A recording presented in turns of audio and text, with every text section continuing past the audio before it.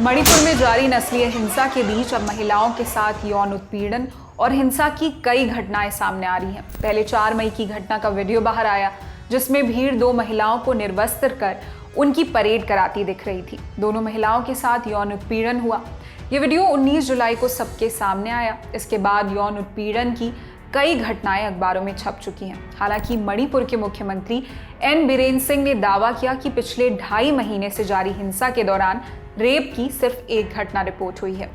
India today north east से बातचीत में उन्होंने कहा कि अलग अलग घटनाओं की 6000 से ज्यादा एफआईआर दर्ज हुई, उनमें एक रेप केस है। उन्होंने यौन उत्पीड़न की दूसरी घटनाओं को नकार दिया।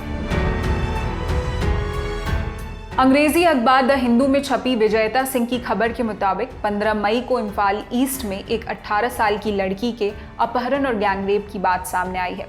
लड़की ने 21 जुलाई को पुलिस से संपर्क किया, जिसके बाद 0 एफआईआर दर्ज की गई। एफआईआर के मुताबिक लड़की ने बताया कि उसे कुछ महिलाओं ने हथियार लिए 4 मर्दों के हवाले कर दिया।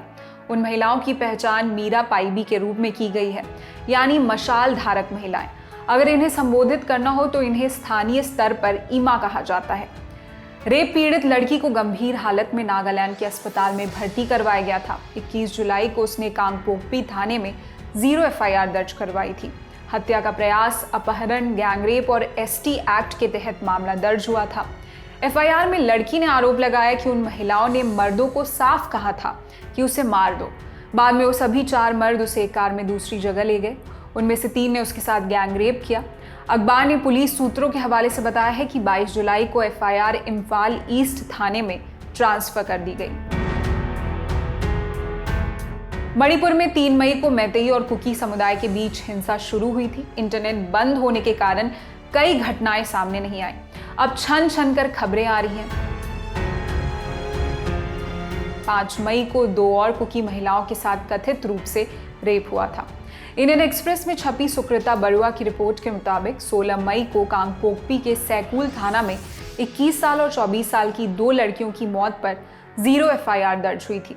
ये दोनों इम्फाल में एक कार वॉश में काम करती थी। शिकायत के मुताबिक लड़कियों के किराए के घर में भीड़ ने उनके साथ रेप किया और फिर उनकी बर्बरता से हत्या कर दी। 21 साल की लड़की की मां ने शिकायत दर्ज की थी, जिसके बाद मर्डर, रेप और अपहरण की धाराओं में एफआईआर दर्ज की गई।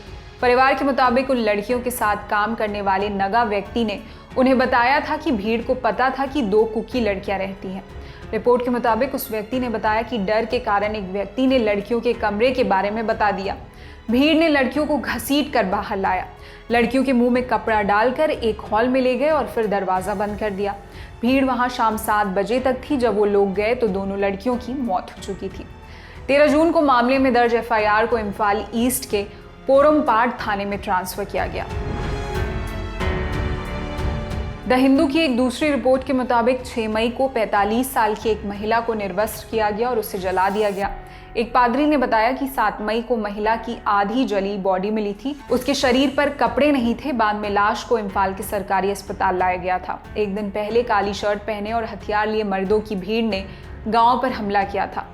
पादरी ने दावा किया कि मणिपुर पुलिस भी भीड़ के साथ थी। जब गांव पर हमला हुआ तो ज्यादातर लोग वहां से भाग गए। महिला अकेली रहती थी, वो भाग नहीं पाई। भीड़ ने उन्हें पकड़ लिया था। उन्होंने बताया कि कांगपोकपी में उन्होंने 0 एफआईआर दर्ज कराई थी, जो बाद में इम्फाल ईस्ट थाने में ट्रांसफर की गई।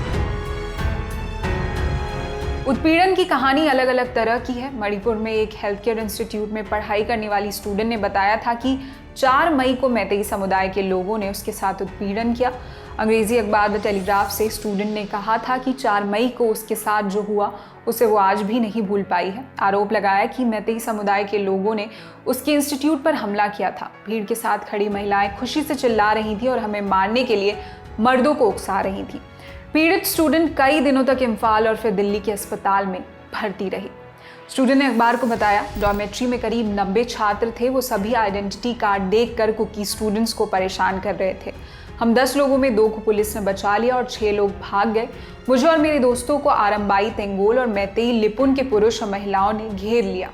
करीब आधे घंटे तक सभी फुटबॉल की तरह हमें लात मारते रहे। मर्दों का समूह हम पर कूद रहा था। जो हुआ उसे शब्दों में नहीं बता सकते। मणिपुर के काकचिंग जिले की एक विभत्स घटना भी सामने आई है। 80 साल की एक महिला अपने घर में थी, लेकिन हथियारबंद लोगों ने उनके घर को पहले बाहर से बंद कर दिया और फिर आग के हवाले कर दिया। एनडीटीवी की रिपोर्ट के मुताबिक ये घटना 28 मई की है। उस दिन राजधानी इम्फाल से करीब 45 किलोमीटर दूर सीरो में कई जगहों में भारी हिंसा हुई थी। सीरो पुलिस स्टेशन में एक केस दर्ज किया गया है। महिला का पति एस चुराचंद सिंह एक स्वतंत्रता सेनानी था, जिनको पूर्व राष्ट्रपति एपीजे अब्दुल कलाम ने सम्मानित किया था। राज्य में हो रही इन घटनाओं में एक आरोप पुलिस पर भी लग रही है कि कई मामलों में वो मूक दर्शक बनी रही। एक आरोप ये भी लग रहा है कि मामले में कार्रवाई करने में देरी की जा रही है। 4 मई को थाउबल वाली घटना में भी पुलिस पर यही आरोप लगे।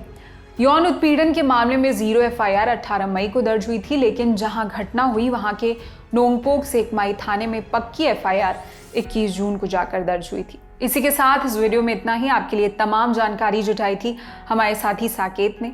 देश और दुनिया की अन्य खबरों के लिए देखते रहिए दी लंदन टॉप। शुक्रिया।